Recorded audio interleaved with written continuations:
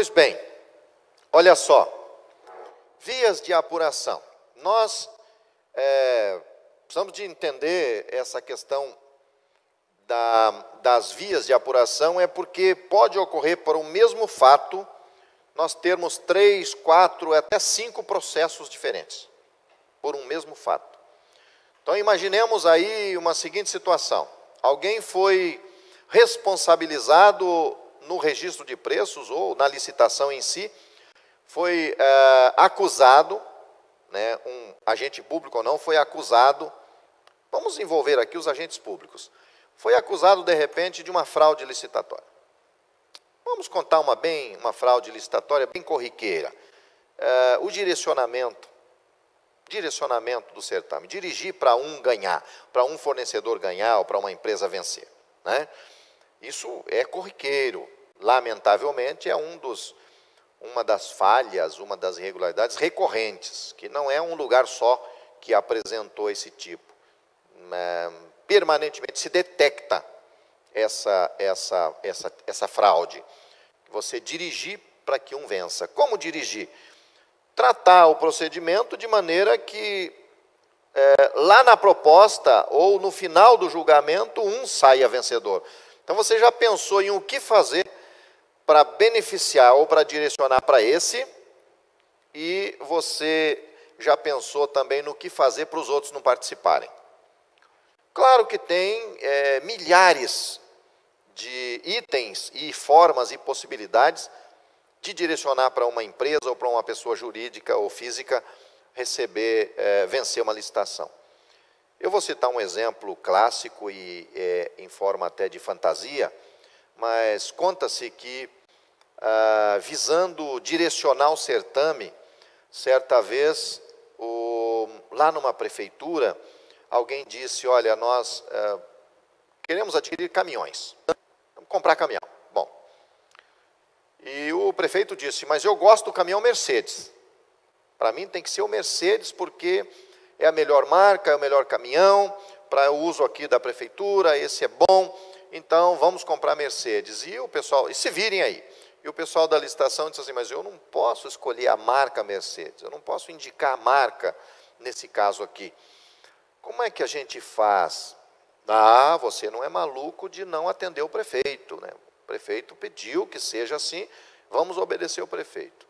Então a pessoa montou a licitação, pegou todas as especificações de todos os veículos compatíveis com aquele caminhão e foi colocando a especificação do caminhão, o tamanho do caminhão, a potência do motor, quantos eixos, o tamanho da roda e do pneu, velocidade, foi preparando tudo que pudesse se encaixar várias empresas, do tipo, a Ford vai competir com a Mercedes, a Chevrolet, a Volkswagen, a Fiat, a Volvo, vão competir com a Mercedes. E alguém chegou e disse, mas como que você vai fazer para atender o prefeito? Ele disse, espera, agora eu vou colocar o pulo do gato. Aí ele disse que quem apresentasse as propostas deveriam atender aquelas especificações, mas o veículo que fosse proposto, teria que ter de fábrica uma estrelinha na ponta do capô. Que é uma estrelinha que só a Mercedes tem. Óbvio que não foi válida, é nula, e você não pode direcionar dessa forma. Quer dizer, tudo igual aos outros, mas eu quero uma exigência que só a Mercedes tem. Muitas vezes fazem algo mais elaborado, nem sempre é assim, simplório dessa forma. Muitas vezes elaboram mais. Tem um formato aí de dificultar a participação. Prestem atenção quando, na contratação de algum serviço, num edital licitatório, vocês encontrarem a seguinte exigência para os proponentes. A exigência de que lá no dia da habilitação, para habilitar a empresa a participar, no envelope da habilitação, seja apresentado, dentre todos os documentos técnicos, jurídicos e fiscais ali da empresa, que tenha também um documento declaratório de que aquele proponente já realizou uma visita prévia ao local. Cobra-se isso, obviamente, pela finalidade de que o construtor de uma obra conheça o terreno, vai verificar a distância de uma jazida de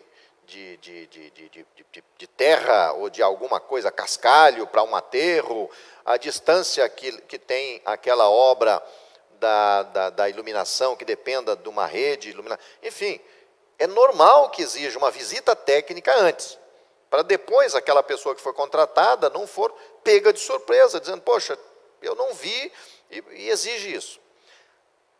Para alguns casos, isso é comum. É até aconselhável que tenha essa exigência. No envelope de habilitação, constando uma declaração do próprio órgão licitante de que aquele fornecedor veio aqui e verificou o local. Né? Certo? Mas presta atenção que em alguns momentos eles cobram isso sem o mínimo de sentido. Eles cobram que você apresente uma visita técnica com antecedência, você tenha feito uma visita prévia, para prestar um serviço que não justifica. Por exemplo, um curso como esse. Já me deparei com processos licitatórios aí, onde o edital exige que para você realizar um curso, lá, está dizendo exatamente onde é, está dizendo que é na sede da prefeitura, ou da Câmara, ou do teatro, ou da escola, que você tenha que fazer uma visita. Bom, é descabido, porque se eles exigissem que você tomasse providência um dia antes de preparar o local, tudo bem. Mas dizer que você tem que ir uma semana antes lá fazer uma visita, com isso estão direcionando para alguém dali da localidade. Porque um concorrente não vai se deslocar distante para realizar uma visita prévia sem saber se tem possibilidade de ser ressarcido daquela despesa ou não. Muitos não vão até lá. Essa é uma forma velada, disfarçada, de restringir a participação. E outras tantas, eu diria que milhares de possibilidades que se tem de dirigir uma licitação. Não só na especificação do produto, funilando para que alguém entregue aquele produto X, mas criando exigências, como, por exemplo, exigindo que a empresa forneça, o Tribunal de Contas do Paraná, eu vou mostrar para vocês aqui uma exigência que foi feita e que um fornecedor entendeu que aquilo era um direcionamento, que aquilo não teria lógica. Vamos a essa notícia recente aqui. Ela é pública, uma notícia pública, foi veiculada no site, onde foi, aqui, ó, suspensa a licitação da Câmara de Cornélio Procópio para serviços de limpeza.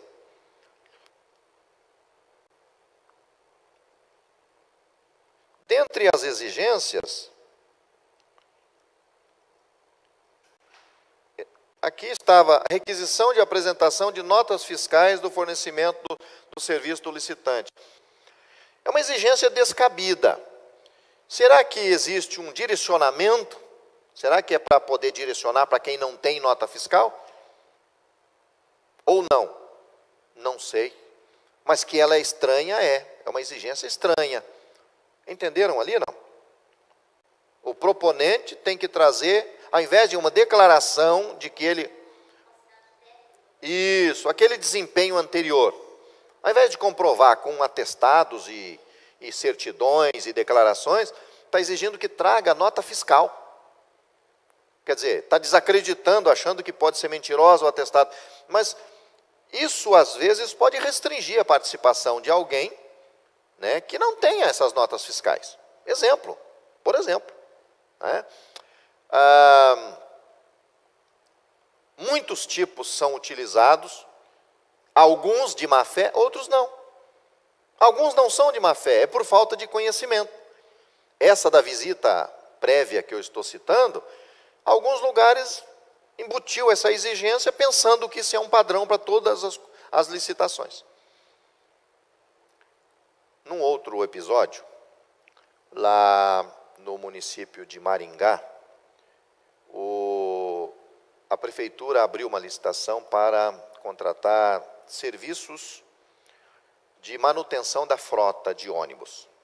Frota de ônibus públicos, ônibus do município. Ônibus escolares, enfim, uma frota.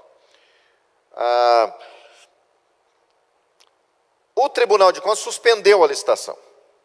Suspendeu porque detectou direcionamento. Ora, mas Maringá, daquele tamanho, como é que comete uma gafe dessa, direcionar a licitação? Poxa, será que eles não têm cuidado? Será que eles têm má fé? Será que eles pretendiam que apenas alguém vencesse a licitação? Não. Restringiu a participação de terceiros, direcionando para um grupo, e, pelo que eu quero crer, foi por falta de conhecimento técnico, falta de análise técnica, de entender, olha, isso aqui vai restringir. Olha como ocorreu, olha o exemplo. O exemplo não, o fato, lá.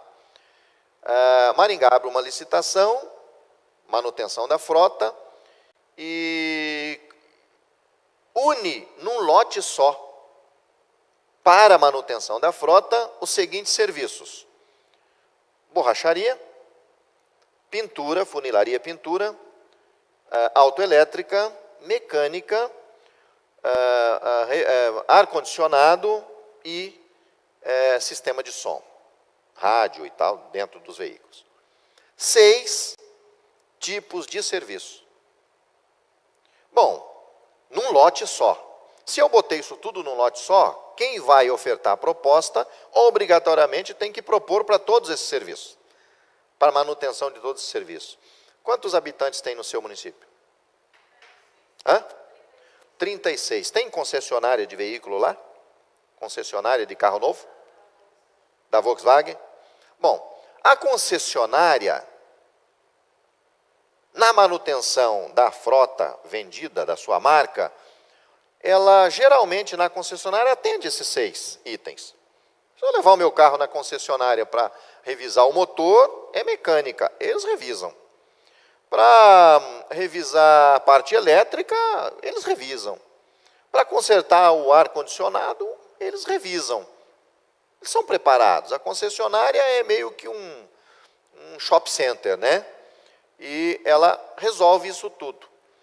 Mas Maringá tem várias concessionárias, então tudo bem, todas elas vão poder participar. Acontece que levantou alguém lá, mecânico de automóveis, e disse: minha oficina é só mecânico de automóvel. Eu não realizo trabalho de eletricista. O borracheiro lá disse: mas eu sou borracheiro. Do jeito que vocês colocaram, eu não vou poder participar, não vou poder negociar com o poder público.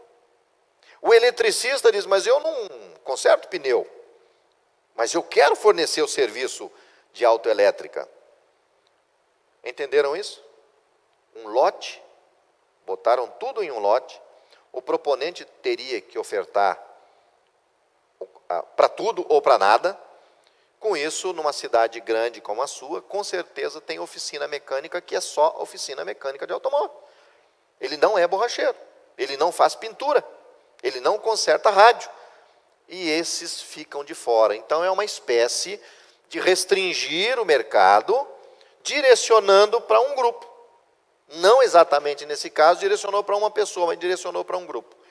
Então nós temos que tomar muito cuidado com as falhas nas licitações, dentre elas o direcionamento, né, que é uma das falhas recorrentes. Mas então alguém, voltando à nossa fala inicial, alguém está então lá, assim, acusado, alguém foi acusado de fraudar a licitação.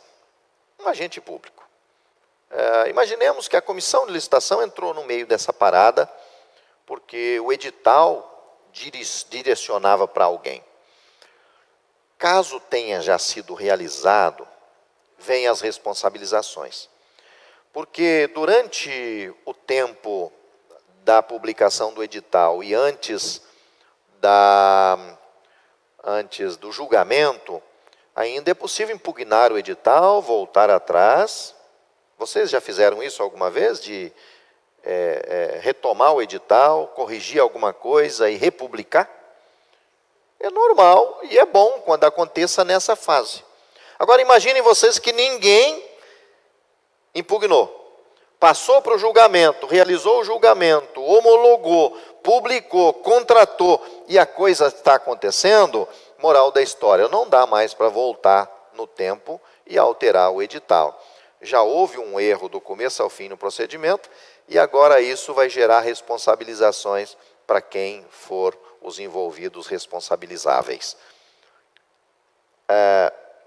Nesse momento pode ocorrer a discussão em alguns processos diferentes. Vou explicar. Quando nós temos aqui vias de apuração administrativa e judicial, é que o processo de responsabilização ele pode correr no administrativo ou lá na justiça. Vocês já ouviram citar o nome de uma ação civil pública? Já ouviram falar de ação civil pública? Ação de improbidade administrativa, já ouviram falar? Já ouviram falar de ação popular? Já, né? Já ouviram falar de processo administrativo disciplinar, PAD? Pois é, o mesmo fato. Então, teremos aqui como exemplo, alguém direcionou e foram denunciados e tem que apurar esse fato. Se de fato ocorreu falhas, de quem foi a falha e qual o tamanho da pena, é isso que se apura. É possível levantar um processo no judiciário por improbidade administrativa, discutir a improbidade pelo ato, e esse processo vai correr no juízo civil. Vamos discutir improbidade, é juízo civil. Lá no fórum da tua comarca, ao invés de correr pela vara criminal, vai correr pela vara civil, o problema da discussão da improbidade. Mas se enquadrar ali nos artigos da lei licitatória que fala de crime, de repente também é crime. Então é possível enquadrar num outro processo de crime e, de repente, até paralelamente, correr um processo criminal. Bom, na improbidade administrativa, não sei se vocês já receberam informações sobre os resultados. Você tem ideia de o que gera, se eu for condenado numa ação de improbidade administrativa, o que gera contra mim de pena? Será que tem pena de prisão quando está discutindo improbidade? Não tem. A improbidade administrativa é no cível, então ela não tem pena de prisão, nenhum tipo de prisão, nem de restrição de liberdade. Ela tem de restrição de direitos e penas pecuniárias. Agora, olha só a pena pecuniária que pode vir numa ação de improbidade administrativa. Até 100 vezes o valor do salário da pessoa acusada e condenada à época dos fatos. Se for hoje e o funcionário X receber R$2.000 por mês, é possível ver 100 vezes isso numa multa, caso seja acusado. O juiz vai dosar a gravidade, se é menor, se é média ou se é maior gravidade. Ele vai aplicar a pena, então, de 5 salários, 10, 50, 80 ou até 100 vezes o ganho na época. Repito, um prefeito que tenha um ganho de R$10.000 está correndo um risco de pagar até R$1 milhão de multa por irregularidade, discutindo improbidade administrativa. Não só isso, mas poderá responder também por multa de até 30% do valor do dano, do prejuízo. Então, tudo bem, prefeito, você vai levar 100 salários mínimos de multa, R$1 milhão em razão da improbidade. Agora você vai levar mais 30%, então, porque essa improbidade gerou um prejuízo de R$10.000, você vai pagar mais R$3.000 de multa em cima do prejuízo. Sem dizer que ainda tem a obrigação de restituir os 10 mil. Então, você vai ter a multa sobre o dano, a ressarcimento do dano ainda é possível ter proibição de negociar com o poder público, é possível ter proibição de participar de concurso público e, dependendo do tamanho da pena ou do tamanho da gravidade, é possível até 10 anos de suspensão dos direitos políticos. Quando suspende os direitos políticos, eu não posso votar nem ser votado. Eu não vou ter o direito de ser eleitor nem de ser eleito. Eu fico inelegível para os cargos públicos, mas também não posso ser eleitor lá na minha urna eleitoral. Isso tudo no âmbito de uma discussão na improbidade. Se nós formos discutir o criminal, olhem para cá, vamos navegar um pouquinho na lei licitatória para ter um exemplo do que são as responsabilizações criminais. Então, assim, vamos nessa. Lei 8666, ela já aparece aqui. A gente acessa. Vamos lá ao artigo 89.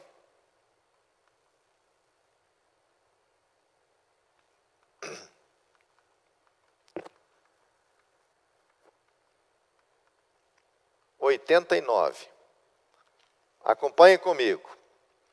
São crimes e respectivas penas no âmbito das licitações. Dispensar ou inexigir licitação fora das hipóteses previstas em lei, ou deixar de observar as formalidades pertinentes à dispensa ou à inexigibilidade. Poxa, olha que gravidade, isso é um crime. Dispensar a licitação ou inexigir, o que é uma dispensa e uma inexigibilidade licitatória? São aquelas previsões de contratação direta que estão lá no artigo 24 e o 25 da Lei 8666. Dispensa e inexigibilidade estão no artigo 24, dispensa, e no 25 da 8666. Acontece que não é tão fácil assim interpretar o que é dispensa, o que é inexigibilidade, ou qual a diferença de ambos. A gente corre um sério risco de responder por crime, por dispensar ou inexigir licitação fora das hipóteses previstas em lei. Ora, bolas, quer ver como é complicado isso? Como é complexo? É crime dispensar a licitação ou inexigir licitação. Não só fazê-los fora das hipóteses previstas em lei, então primeiro você tem que interpretar se é dispensa, se é inexigibilidade ou não é.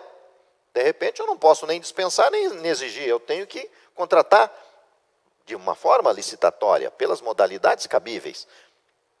Acontece que, às vezes, nós até enquadramos na dispensa, até enquadramos na inexigibilidade, mas nós não cumprimos as formalidades. Olha lá, deixar de observar as formalidades pertinentes. Quais são as formalidades pertinentes? Para ver como é complexo essa questão da responsabilização e a gravidade de quem atua no setor de licitações, eu já antecipo para vocês o primeiro capítulo do terrorismo que nós faremos aqui agora à tarde. De cada 10 licitações apuradas com irregularidades, em 9, a comissão de licitações ou o pregoeiro vira réu no processo. De cada 10 apuradas com irregularidades, 9,5, a comissão de licitação ou o pregoeiro não levou vantagem alguma. Entenderam essa comparação? Em cada 9 de 10, está lá o pregoeiro ou a comissão de licitação como réu. processo no polo passivo. Só que em cada 10, 9,5, eles não levaram vantagem nenhuma. Significa o quê? Que faltou o zelo, faltou o cuidado, e a responsabilidade ela é tão grande nessa área que nos chama a atenção para o seguinte exemplo. O que eu devo licitar na área pública? Vocês podem contribuir comigo? O que eu devo licitar? Me dê um microfone aí, por gentileza, Pedro. O que eu devo licitar no município? Fala, Juliano. O que eu devo licitar no município? Bens e serviços. Bens e serviços. Comuns ou especializados. Cita um. Cita uma coisa que você licita lá. Combustível. Combustível. Licita combustível? Licita. Tá certo. É comum? É um bem comum? Comum. É um bem comum. Usa pregão, inclusive, né? Esse curso aqui é uma despesa pública? A matrícula dele? Sim. Sim. Enquadra em qual modalidade? Se for para nós... Não tem que licitar tudo? Ele é um bem... Teria que licitar tudo, é. É um bem, você disse que são os bens E serviços comuns e especializados. Especializados. Este é um serviço especializado. Ponto. Como é que vocês licitaram? Como é que vocês justificaram a matrícula, essa despesa? Inexigibilidade? Nosso pagamento foi direto. Não fizemos nenhum. Pagamento direto, sem nenhum procedimento. Está certa e está certa. Só que aqui faltou o procedimento. Está faltando. Vocês vão precisar de implantar o procedimento. Sabe por quê? Porque neste tipo de despesa nós estamos falando de um tipo de despesa que se permite realizar por compra direta ou contratação direta. Só que eu não posso esquecer dessa parte de baixo do artigo. Eu estou no artigo 89 da Lei 8666, que fala, nessa parte aí, trata dos crimes contra as licitações. É uma inexigência licitatória a matrícula em cursos. Isso foi interpretado já aí recentemente, aplicando o artigo 13 da 8666 e o 25 concomitantemente. Porque o 13 fala de serviços técnicos que são contratados na área pública. E o 25 fala da inexigibilidade licitatória. É inexigível. A gente já dá um pulinho lá para vocês se lembrarem da diferença. Mas sabe a pegadinha que tem aí? A primeira pegadinha é interpretar se aquela despesa é inexigível, é dispensa, ou eu tenho que obedecer a uma modalidade licitatória. E depois que eu interpreto e digo, não, tranquilo, é inexigível, porque são especialistas. A instituição é especialista e os docentes são especialistas. E é um serviço técnico específico, singular. Ótimo, o preço está compatível, ótimo, verificamos tudo isso. Mas e o procedimento? Eu tenho que realizar um procedimento, sob pena de responder ali, deixar de observar as formalidades pertinentes à dispensa ou inexigibilidade. A pena não é tão pesada, mas é uma pena criminal. Detenção de 3 a 5 anos e multa. Mas 3 a 5 anos dá para ficar na cadeia. Não é tanto tempo assim, né? Nós temos gente aí da Lava Jato que está ficando bem menos que isso e vai para casa. Alguns com tornozeleira, outros não. Pelo amor de Deus, né? Qualquer condenação, se fosse por um mês, já seria terrível. Parágrafo único. Na mesma pena incorre aquele que, tendo comprovadamente concorrido para a consumação da ilegalidade, beneficiou-se da dispensa ou inexigibilidade legal para celebrar contrato com o poder público. Gente, começamos a responsabilizar agora o terceiro. Começamos a responsabilizar o terceiro. Então, se você realiza essa despesa com a Unipública e não é inexigibilidade essa despesa, a Unipública, a pessoa jurídica, também pode ser responsabilizada pelo enquadramento na inexigibilidade ou não. Quanto a nós, estamos muito tranquilos, porque enquadra sim, tem até pareceres e nota técnica ali. Em cada curso desse, tem um link, documentos ali, vocês podem pegar orientação sobre isso.